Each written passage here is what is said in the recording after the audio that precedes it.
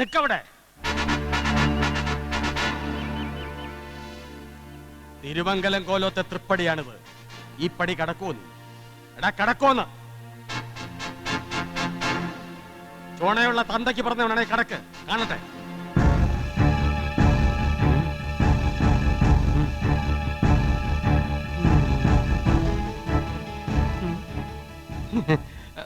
സമ്മതിച്ചിരിക്കുന്നു. ചങ്കുറപ്പുള്ളവനാണ് നീ. കൊടുകൈ. തിരുമംഗലം കോലത്തെ കൊച്ചുതമ്പുരായിട്ട് കെട്ടുന്നവൻ വീരശൂര പരാക്രമി ആവണം. ക്ഷത്രിയൻ അല്ലെങ്കിലും ക്ഷത്രിയന്റെ വീറും വാശി ഉണ്ടാവണം. നിനക്കതുണ്ട്. തൃപ്തിയായി. എനിക്ക് ഇഷ്ടായി. മതി. ക്ഷത്രിയന്റെ ഗുണഗണങ്ങളൊക്കെ ഇനിയുണ്ട്. അതവിടെ നിൽക്കട്ടെ. നാട്ടുകാരുടെ മുമ്പിൽ വെച്ച് വാക്ക് പറഞ്ഞിട്ട് ഇപ്പൊ ഒരുമാതിരി തത്തിക്കളിച്ചാലുണ്ടല്ലോ, പൊന്നുമടത്തെ വിഷ്ണുനാരായണന്റെ തനി കൊണം കാണും. പള്ളിക്കെട്ടൊന്നും കാത്തു നിൽക്കില്ല, പിടിച്ചിറക്കി കൊണ്ടുപോയി ഞാൻ കാണണോ? കൊണ്ടുപോകണം. അവിടെയാണ് നിന്റെ കഴിവ്.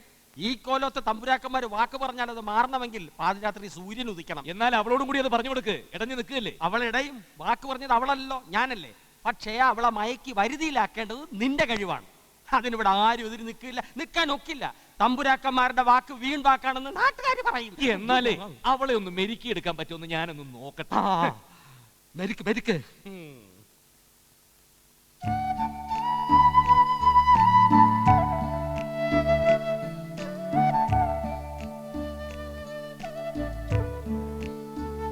കൊച്ചുകള്ളി.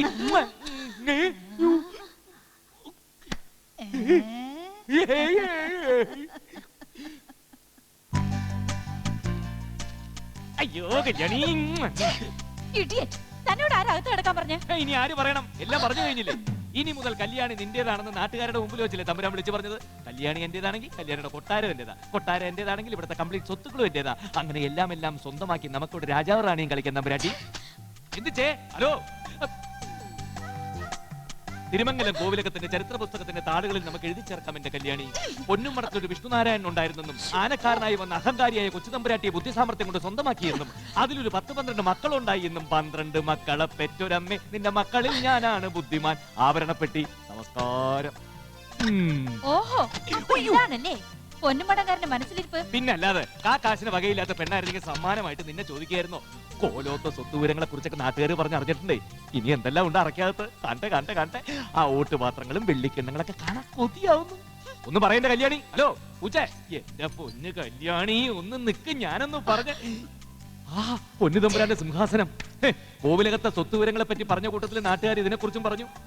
ഇവിടുത്തെ പാരമ്പര്യം അനുസരിച്ച് കന്നിപ്പെണ്ണിന്റെ സംബന്ധക്കാരനാണ് അടുത്ത അവകാശിയെന്നും അയാൾക്ക് മാത്രമേ ഇതിലിരിക്കാൻ അവകാശമുള്ളൂ എന്നൊക്കെ പറഞ്ഞറിഞ്ഞ് എന്റെ മോളെ, അപ്പൊ പിന്നെ അടുത്ത അവകാശി ഞാനല്ലേ? പോയോ? എങ്കിലൊന്ന് ആസനസ്ഥനായിട്ട് തന്നെ കാര്യം. അരുത്, അതിലിരിക്കരുത്. പാരമ്പര്യത്തെ കുറിച്ച് കേട്ടതൊക്കെ ശരി തന്നെയാ.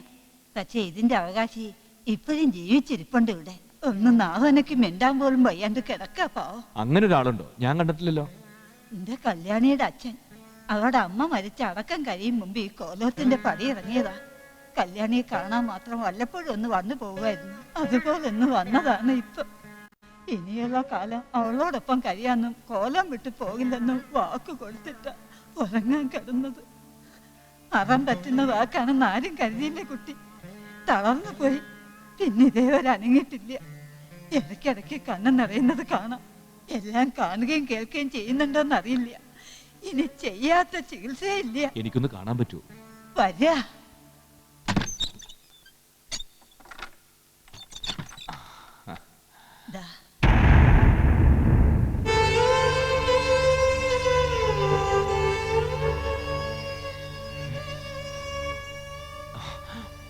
എന്താ കുട്ടിയെ?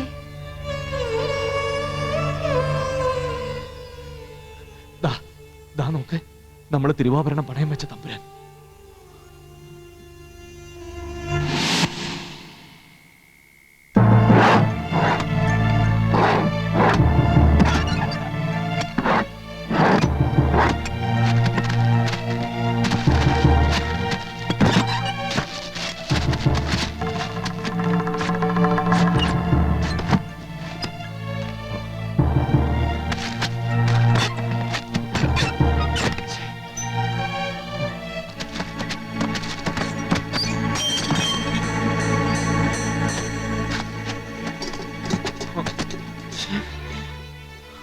വിഷ്ണു പറയടാ, ഈ പൂപ്പള്ളി കോവിലകം മുഴുവൻ അരിച്ചു പറക്കി എവിടാ തിരുവാഭരണം? വിഷ്ണു, ഞാൻ എനിക്കറിയാം, നിനക്കറിയില്ല, ആർക്കും അറിയില്ല. നാവനക്കാനാവാത്ത തമ്പുരാന് മാത്രമേ അറിയാവൂ. അയാളുടെ നാവനെങ്കില്ലെങ്കിൽ പിന്നെ ഞാൻ എന്ത് ചെയ്യണം? പറയടാ. 3 ലക്ഷത്തിന് പകരം 3 കോടി കൊടുത്താൽ പോലും അയാൾക്ക് അത് എവിടെയാണെന്ന് പറയാൻ കഴിയില്ലെങ്കിൽ പിന്നെ ഞാൻ എന്ത് ചെയ്യണം? എല്ലാം തുറന്നു പറഞ്ഞ് ജയിലിലേക്ക് പോകണം? അതോ നടക്കാൻ പോകുന്ന ദുരന്തങ്ങൾ മുഴുവൻ കണ്ടില്ല എന്ന് നടിക്കണോ? പറയടാ. കൊടുത്തീർക്കാൻ കടങ്ങൾ ഏറെയുണ്ട് എനിക്ക്. വേറെ പ്രത്യേകിച്ച് ഒരു ജോലിയുമില്ല. നിനക്ക് തന്ന പണം മുതലും പലിശടക്കം തിരിച്ചു തന്നാലും ശരി, എന്റെ കടങ്ങൾ വീട്ടാൻ തയ്യില്ലെന്ന് എനിക്കറിയാം. എന്നിട്ട് നിന്റെ പുറകിൽ ഓട്ടം തുടങ്ങിയിട്ട് കാലം കുറയായി. നിർത്താൻ പറ്റുന്നില്ല, ശീലമായിപ്പോയി. നിനക്ക് എന്ത് വേണമെങ്കിലും എന്നെ പറയാം, ചെയ്യാം. പക്ഷെ നിനക്ക് ദോഷം വരുന്ന ഒന്നും ഞാൻ ചെയ്തിട്ടില്ല വിഷ്ണു. തിരുവാഭരണം ആരും അറിയാതെ ഏൽപ്പിക്കാൻ ഒരു സ്ഥലം, അത്രേ ഞാൻ ഓർത്തുള്ളൂ. അതിങ്ങനെയൊക്കെ ആവുന്ന ആര് കരുതി? ഇനി എങ്ങനെയും തമ്പുരാൻ മിണ്ടണം. എങ്ങനെ? കവളപ്പാറയ്ക്കടുത്ത് പ്രസിദ്ധനായ ഒരു ലാടവൈദ്യനുണ്ട്. വൈദ്യുതി തൊട്ടാ തീരാത്ത രോഗങ്ങളില്ല. അതിനെ തമ്പുരാക്കന്മാരെ സമ്മതിക്കണ്ടേ? സമ്മതിക്കണം, ഇല്ലെങ്കിൽ സമ്മതിപ്പിക്കണം. എന്ത് കള്ളം പറഞ്ഞാണെങ്കിലും.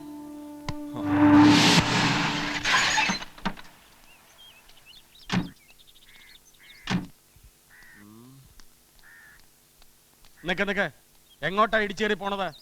ആരായി വിളിച്ചപ്പാട്? വെളിച്ചപ്പാടൊന്നുമല്ല, ഇല്ലിക്കുളം കാട്ടുമനക്കൽ അഷ്ടാംഗ ഹൃദയം ബ്രഹ്മദത്തൻ മൂസത്. ആ മൂത്തതായാലും മൂക്കാത്തതായാലും അഷ്ടാംഗ ഹൃദയത്തിന് ഈ കോലത്ത് എന്താ കാര്യം? എങ്ങനെയെങ്കിലും കല്യാണിയെ മയക്കെടുത്തോളം തമ്പുരാൻ തന്നെയല്ലേ പറഞ്ഞത്? ഇപ്പോഴും ഇടഞ്ഞു നിൽക്കുന്ന തമ്പുരാൻ കാണുന്നില്ലേ? ഒരു വശീകരണ ചികിത്സ നടത്തി കല്യാണിയുടെ മനസ്സ് മാറ്റിയെടുത്താൽ 24 മണിക്കൂറിനകം കീഴ്പ്പെടുത്താൻ കഴിയുമെന്ന് വൈദ്യര് പറയുന്നു. വൈദ്യര് പറഞ്ഞതാ, കേട്ടിട്ടില്ലേ? പേര് കേട്ട അഷ്ടവൈദ്യനും മന്ത്രവാദിയുമല്ലേ? ക്ഷമിക്കണം, ആളറിയാതെ പറഞ്ഞു പോയതാണ്, ശപിക്കരുത്.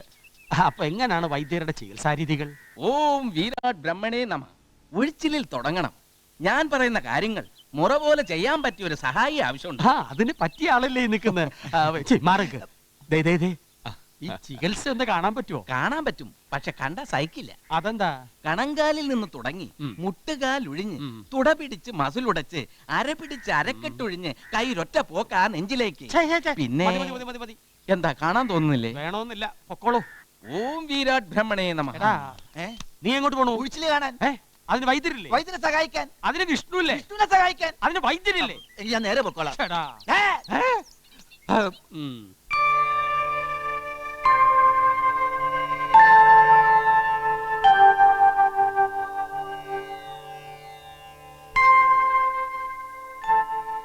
തലച്ചോറിൽ ക്ഷതം സംഭവിച്ചിട്ടുണ്ട്. സാരമില്ല, ഭേദമാക്കാം. ആദ്യം തന്നെ നെറുകയിൽ തളമിട്ട് ആരംഭിക്കാം. അതിൽ തന്നെ ഒരു മാറ്റം കണ്ടേക്കും. പിന്നെ കുറച്ച് മരുന്നും കൂട്ടം പറയാം, പോയി വാങ്ങിട്ട് വരാം.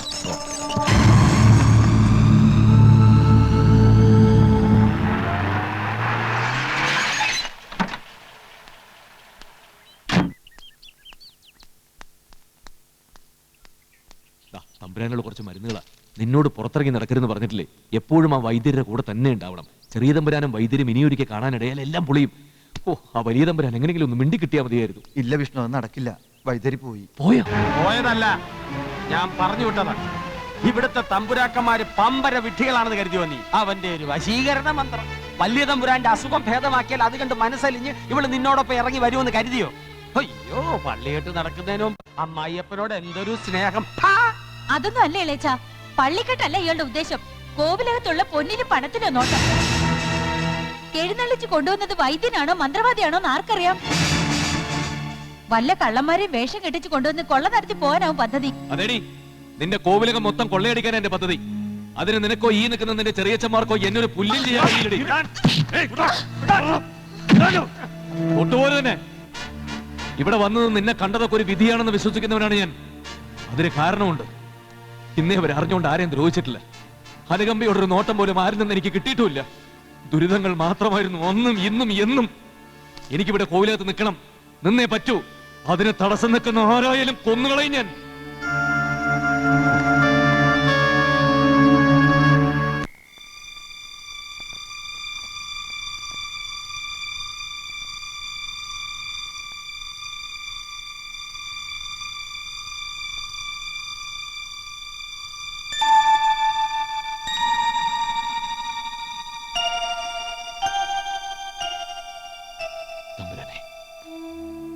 തമ്പുരാനെ,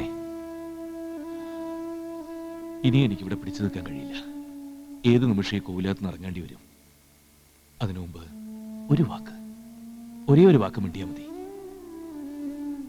ആ തിരുവാഭരണം എവിടെയാണ് ഇരിക്കണമെന്ന് മാത്രം ഒന്ന് പറയേണ്ട തമ്പുരാനെ. തമ്പുരാനെ, ഇനി അത് കിട്ടാതെയോ മറ്റേ വന്ന എന്റെ കുടുംബം മുഴുവൻ ആത്മഹത്യ ചെയ്യേണ്ടി വരും. ഒരു തെറ്റും ചെയ്യാത്ത കുറെ പേരുടെ ജീവിതം ഞാൻ കാരണം ഇല്ലാണ്ടാവും. പറയൂ തമ്പുരാനെ, തമ്പുരാനെ.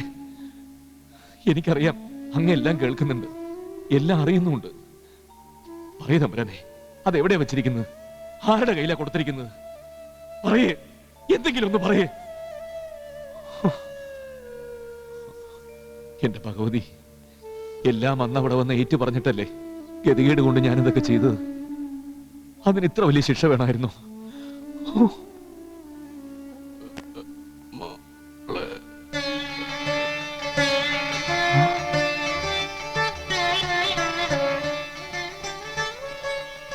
തമ്പുരാനെ, തമ്പുരാനെ.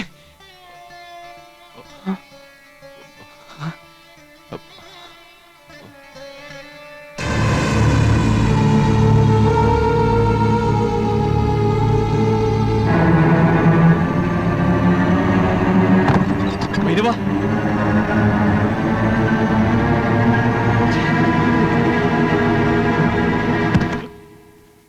ചെയ്യുന്ന പാപത്തിന്റെ ശിക്ഷ കൂടണ്ടെന്ന് കരുതിയ ജീവനെങ്കിലും കിടന്നോട്ടെ എന്ന് കരുതിയത്.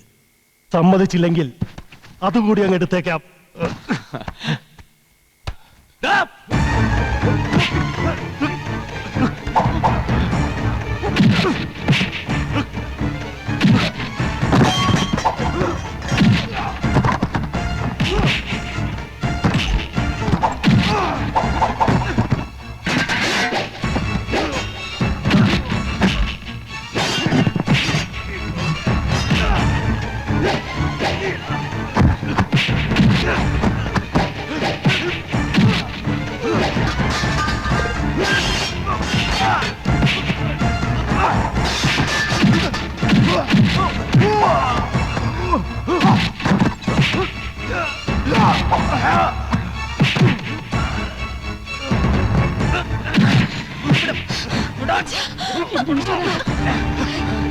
തൃപ്തിയായില്ലേ ഏട്ടന്? കൊച്ചു തമ്പുരാട്ടി കണ്ടെത്തിയ വേളിച്ചക്കന്റെ മഹത്വം കണ്ടില്ലേ? ചോദിക്കേ, പൊന്നു തമ്പുരാനെ കൊന്നിട്ട് വേണോ പള്ളിക്കെട്ട് നടത്താനെന്ന്?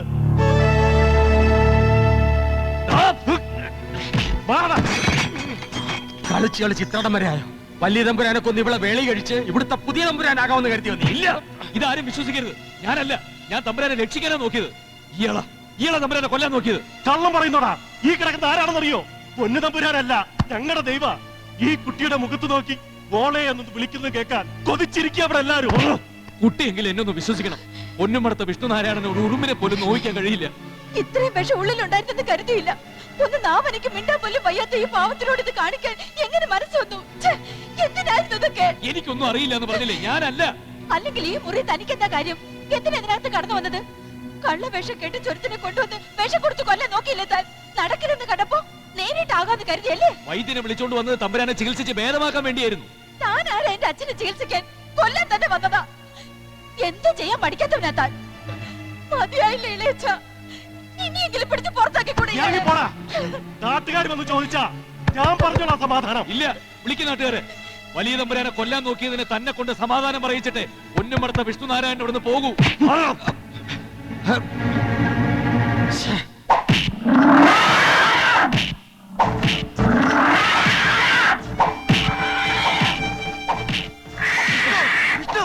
എന്താണ് നീ കാണിക്കുന്നത്? അവരോടുള്ള അരിശി മിണ്ടാപ്രാണിയോടാ തീർക്കുന്നത്.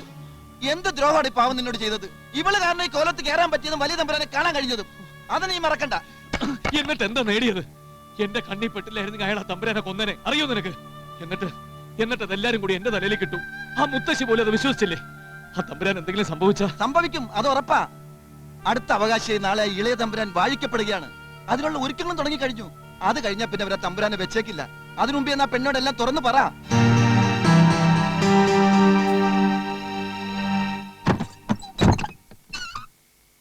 എന്താ എന്താ തനിക്കിനി വേണ്ടത്? കടന്നു പോകാനാ പറഞ്ഞ. എല്ലാരും വിളിച്ചു കൂട്ടും ഞാൻ. വിളിക്ക്. നിക്ക്.